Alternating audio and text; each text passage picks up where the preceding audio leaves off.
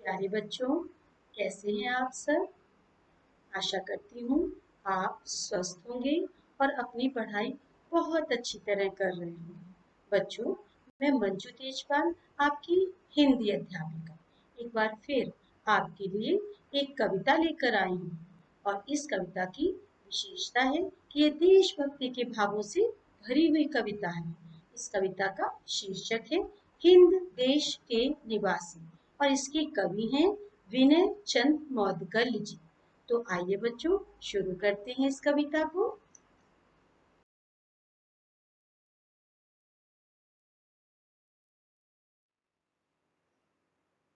बच्चों, इस पाठ का उद्देश्य है उचित आरोह अवरोह के द्वारा कविता का सस्वर वाचन करना, कठिन शब्दों के अर्थ समझना, उनका भावार्थ समझना और कविता से मिलने वाली शिक्षा को अपने जीवन में उतारना।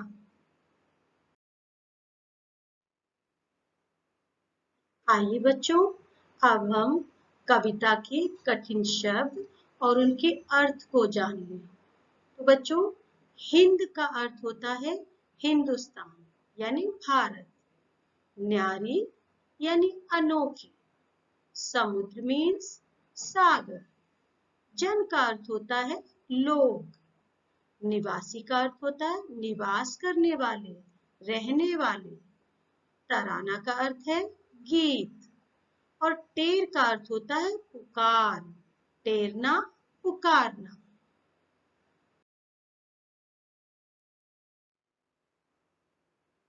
आइए बच्चों, अब हम कविता के सस्वर वाचन से पहले कविता के सारांश को यानी उसके मूल भाव को जान लें। कवि विनय चंद मौदगल्य जी अपनी इस कविता के द्वारा भारत की सबसे बड़ी विशेषता अनेकता में एकता को बताना चाहते हैं।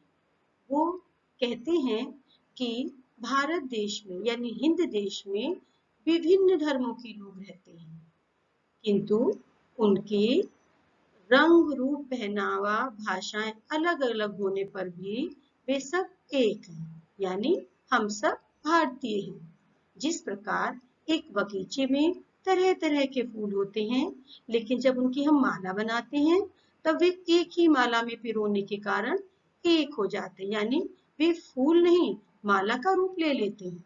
कवि आगे कहना चाहते हैं कि जिस प्रकार कोयल की मीठी बोली अनोखी होती है, पपीहे की पुकार और बुलबुल के गीत, लेकिन उन सबको जब हम सुनते हैं तो उन सब से हमें आनंद मिलता है, यानी तीनों के राग होने के एक होने के कारण उन सभी में हमें आनंद प्राप्त होता है।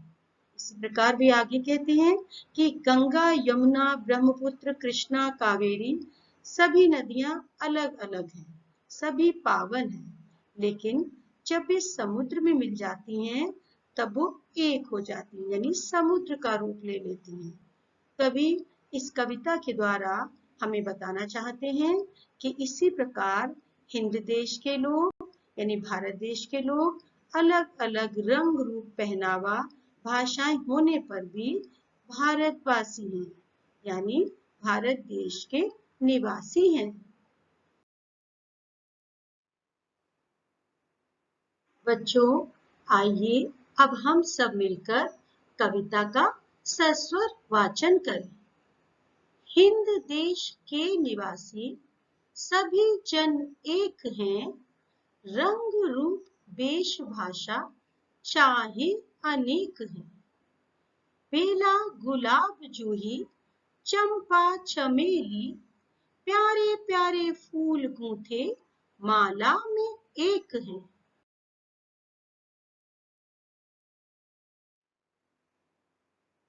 कोयल की कूक न्यारी पपीहे की टेर प्यारी, गा रही तराना बुलबुल राग मगर एक है। गंगा जमुना ब्रह्मपुत्र कृष्णा कावेरी जाके मिल गई सागर में हुई सब एक हैं।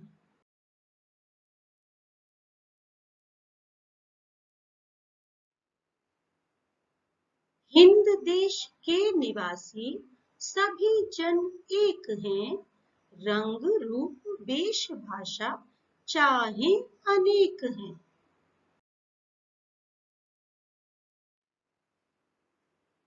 बच्चों, अभी हमने इस कविता का सस्वर वाचन किया। आइए बच्चों, अब हम इस कविता से मिलने वाली शिक्षा को जानें। बच्चों, कवि इस कविता के माध्यम से हमें यह बताना चाहते हैं कि भारत की सबसे बड़ी विशेषता है अनेकता में एकता।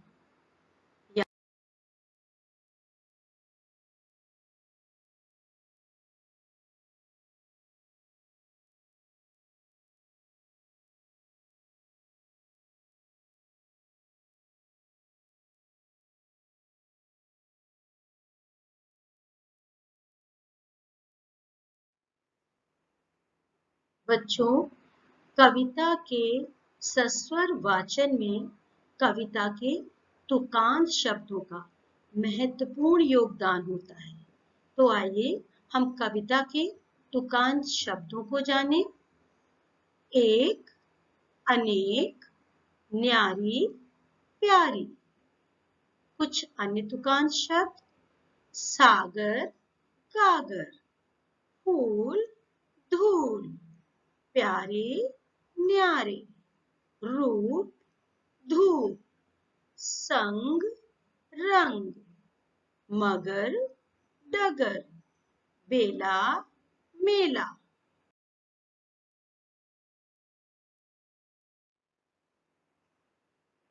बच्चों, हमारी कविता का शीर्षक है हिंद देश के निवासी।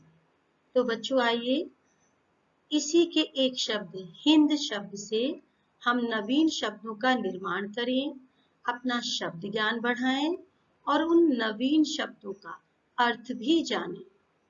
तो नवीन शब्द हैं हिंदी, भारत देश की मातृभाषा, हिंदुकुश एक पर्वतमाला, हिंदुस्तान भारत देश, हिंदुस्तानी भारतीय यानी भारत के लोग।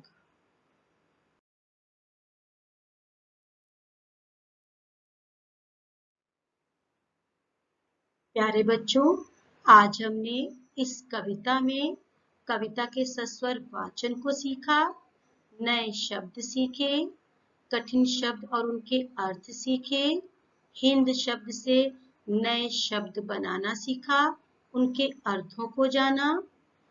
तो बच्चों, आप इस कविता का सस्वर वाचन और करेंगे और उसको कंठस्थ करेंगे।